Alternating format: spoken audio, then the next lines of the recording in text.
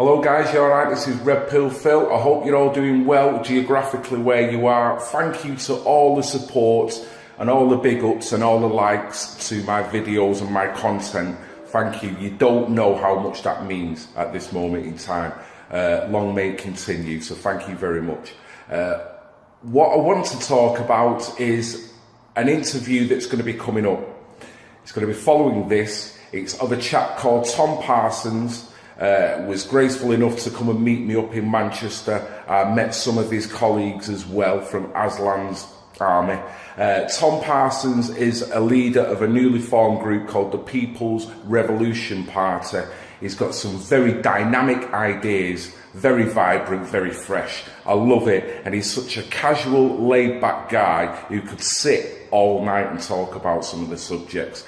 We kind of go off into other different subjects as well, but he does give a lot of information as to the party he's forming, why he's done it, and basically what it could achieve if he could get it off the ground. So it's up to you guys. The interview itself is split into 3 parts. The first one is following this one. Check it out, see what you think. Thank you for watching, guys. Like and subscribe. RedPill Phil.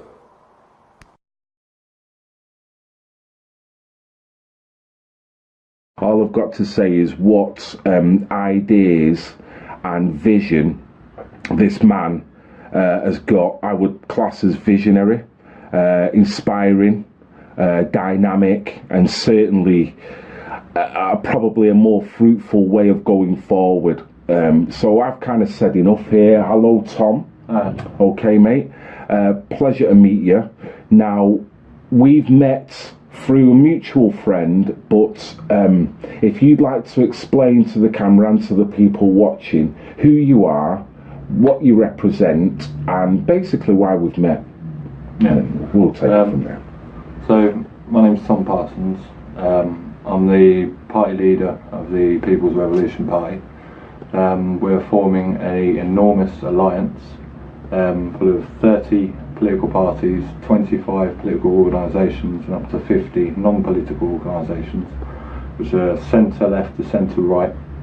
We reject both the extreme left and right, and all 30 parties will run in 21 constituencies each, and we'll work together as basically a coalition to take on the establishment. Wow.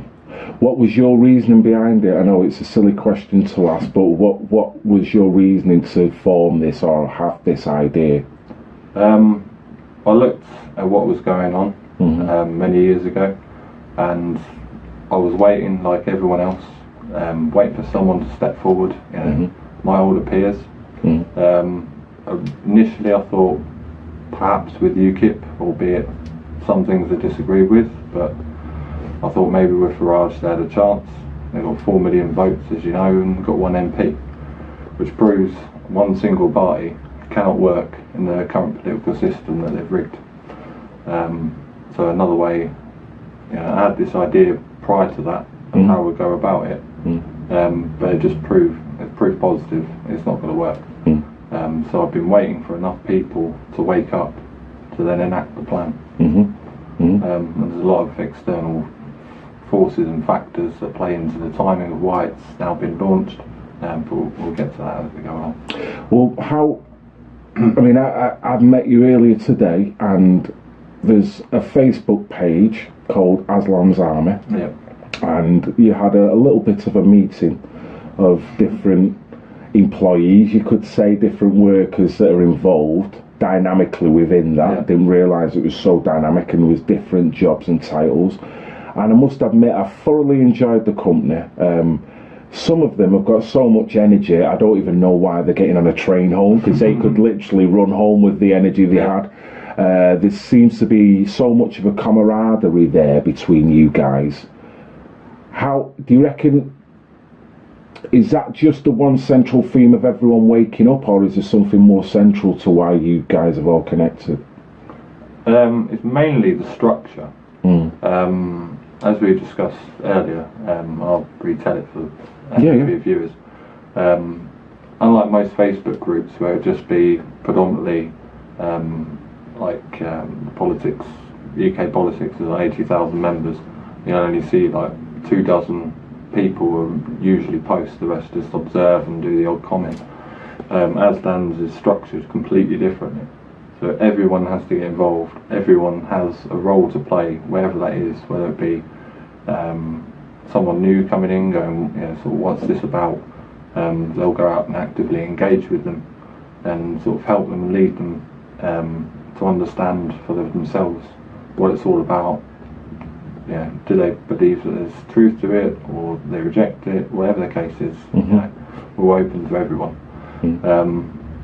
And the whole structure is based around the intel drops from the group BRITISHFIGHT, which is a military, civilian and governmental insider group in Britain, which isn't part of Q, but it's by many different steps affiliated with, in much the same way. Certainly in line in the way of thinking. I mean, there are sort of, and have been, some back channel contacts. Might have to go 6-8 different people before we get it, but the whole idea is to be in synchronicity, so you see what's going on in Italy, in Iran, in North Korea, and all over the place. So how many followers has Aslan's army got at this moment in time? Just over 10,000. Right, and how long have you been together? About 10 weeks. Wow. Yeah. It literally started with 30 the first day, grew to 300 by the second day. By, I think, day 5 we're on 1,000. So it was just a case of structuring it so we could actually effectively run it. We got 75 researchers, at least I think 50 mods. We have people who have been exposed to like historic sex abuse, maybe as a child or in institutions. We have Aslan's angels. They're very compassionate people, many of which have a background in counselling. We really try and reach out and help as many people as we can. Certainly. And obviously, if they then feel at some point they want to come forward and tell their story, it's a perfect open platform for them to do. They have our full support. And it's Aslan's is one small part of the overall thing. There's many affiliated groups as well, which total, I think, around 15,000-20,000. But there's a hell of a lot more about to go online. And they're all supported by these affiliates? So in about 2 weeks, within 2 weeks, we'll have a total reach of up to 400,000 members. So what do you think is the reason why this way of approaching this movement is so attractive? Because you've got so many followers in such a short space of time. Now, I know people are yearning for the truth. The truth comes in many different forms on YouTube and on various online websites and whatnot.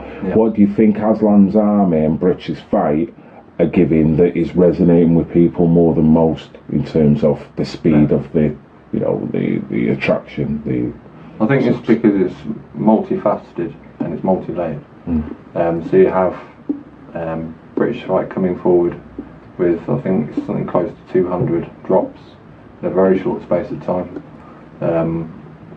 They concentrate all on Q and what's going on with that, which is phenomenal. It's on 350 million worldwide. It's worldwide revolution. Then we've got the mechanism for this country to deliver the breakdown of the establishment and thoroughly crush them once and for all. As I said, there's no one party can get elected and challenge the establishment. It has to be a unified front. And it has to be in an inclusive but very direct alliance. I mean, that's the problem we've got, isn't it, Tom? That the normal way of approach is to believe in one particular party, and that almost is a veil of manipulation. That follow us, guys. We've got the answer. We can do it.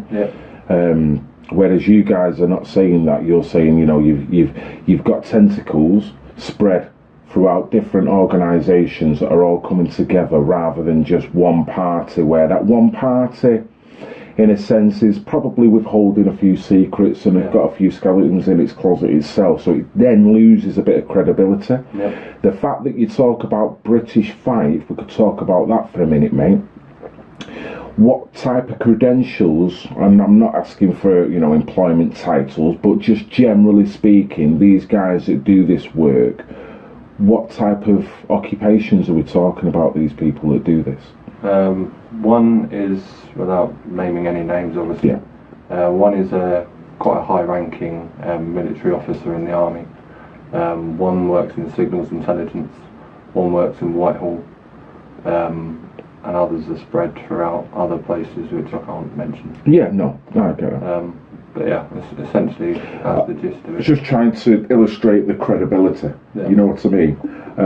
Now, to me, because you've got a collaborative effort from different places, it seems more credible than just one political party where it doesn't matter what political party, there's good and bad in it all, I guess. You know, some people will try and move that political party forward with the right intention, but essentially they're still playing the game of the puppet master.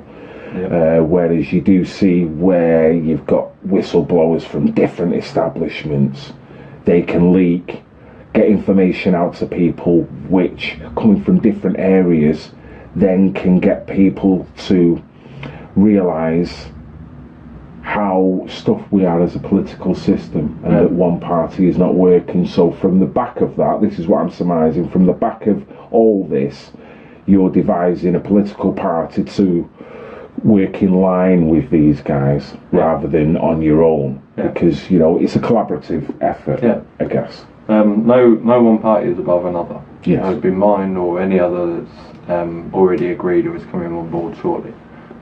All of this will be announced in the next 2 weeks anyway. Right, okay. Around about the 16th. Right. We also all believe in direct democracy.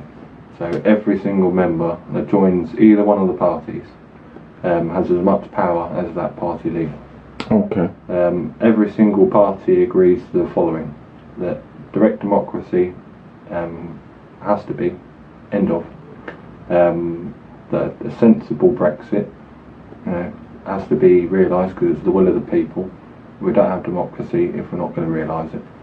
There is a sensible way of achieving Brexit without any economic harm, which I'll get to later. And that we're all in this together, and we must end all forms of corruption and the systematic three pillars of power that we have in this country. Two must be abolished and one must be thoroughly cleaned. And there's no other mechanism, and this has been proven for decades now, to effectively challenge the establishment. You know, and time is now with QBF, global revolutions, the Labour being torn in two, especially over the anti-Semitism. The Tories about to be split in two over the Brexit betrayal, where we'll leave all in name. Lib Dems are done. UKIP are a fraction of what they were. For Britain ain't that big either. There is nothing else. So they're just going to remain in power. What would you say to people that, because I've fought this myself with little independent parties that are popping up with all the right ideals, and you know, but thinking to yourself, well, if this is a race, these are the least equipped to actually get the job done, not so much right now, but because of their infrastructure, because any party starting new now, it's a grassroots thing, whereas you've got your UKIPs, you've got your Lib Dems, they've already got the infrastructure there, so they've got the upper hand with that, in a sense. To start with. Well, yeah, exactly. I was just going to ask you, how do you combat that going through the grassroots process that you're That's quite simple. Because you have such a large alliance, each one has their own specialist skills. So Party A could be, they have a really sound ground game. My party, for example, kills it online. Another party might be candidate training, for example. So you get, say, 2 representatives from each party. They go and see those, say, I don't know, take for example, social media platform Party A. So the other parties and then go to Party A. They'll learn the blueprint of how we're able to create such a big following in a very short space of time. They'll take that away and then replicate it. Then every other party, bar Party B, will then go and learn the ground game, and then they'll implement it simultaneously. That way you have the party infrastructure being built at a rapid pace in a matter of weeks across the spectrum. That way you have the infrastructure done within 6-8 weeks tops. Right, okay. And then it's just a question of funding. And there's very big players that are waiting for this to be implemented. We were talking about that before. Is there anything you want to touch on there, or would you rather keep it? Yeah, it's understandable, but it's looking very positive. Yeah, very positive. Right. Just waiting for your infrastructure to be in place, and then you can take it. There'll be more than enough to run a general election. Right, okay. For all of us. Right. Where you're going to be running, is it going to be a nationwide thing, or are you going to... Every single constituency. Right. And it has to be. Yeah. We have to clean house. The Commons, is an absolute disgrace. There's very few actual patriots in it.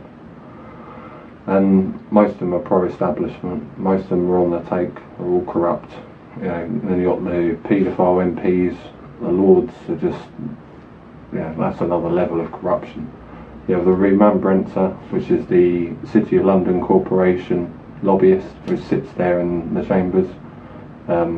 It's just utterly disgusting. And as everyone's going to find out very, very shortly, the Queen's Privy Council was central to the illegal spying on the Donald Trump campaign and the enormous corruption that stemmed from, which will result in her being, she'll be forced to resign in the next matter of weeks. Who's that? Theresa May. Theresa May.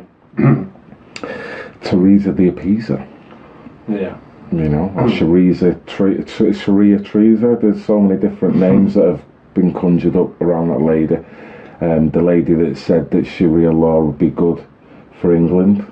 The lady that is now prancing around in South Africa and not talking about issues of genocide that are going on there, but she's dancing and prancing around and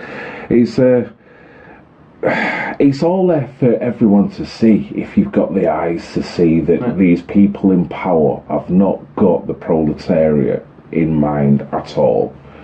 Is there anything you want to speak to that, mate, in terms of the political system in which we're in now? Because you're offering an alternative. Just explain in your words how you see our political system, the spectrum that we've got, the different players and where we're going. So you have obviously MPs and which are all elected, but they're not being held to account at all. For example, they voted down the Prohibition of Deception Act. It was put forward by Adam Price MP in 2007, which would have made it illegal and a criminal offence to lie to the public in any statement. As we've seen recently, anyone under investigation, even if they're proven guilty, will now be swept under the rug and kept hush-hush, and the public don't have an option to say it. And now even more recently, it came out a couple of weeks ago, anyone that's trolling politicians online, they're trying to put in a law where then you can't run for public office. And you've got the EU, they're trying to ban memes. It's a full-blown assault, and it can't be allowed to happen. We have to clean house. Liberty stripping. Yeah, the House of Lords. All of them are unelected. And so many are life peers. And if you want to understand the true source of democratic corruption and the paedophilia in the highest echelons, you only have to look to the Lords. It's utterly disgusting. How do you get them out, Tom? Because they're lifelong peers, aren't they? Well, it's very simple. Yeah. You pass an act and you cut them. You should cut them immediately, at least in half, and then make every one of them stand to be elected by the people. Oh, yeah. As soon as that happens, then it's a different ball game, isn't it? If we were to make it and become government, that would be enacted on day one, because it's so vitally important.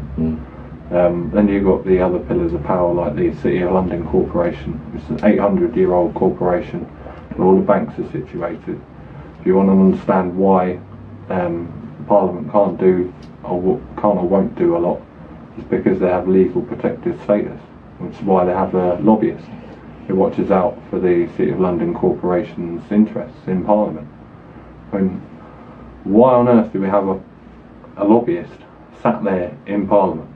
It makes absolutely no sense. It goes against the grain, totally. Yeah. I mean, if that's not the one single symbolism you could show as corruption, I don't know what is.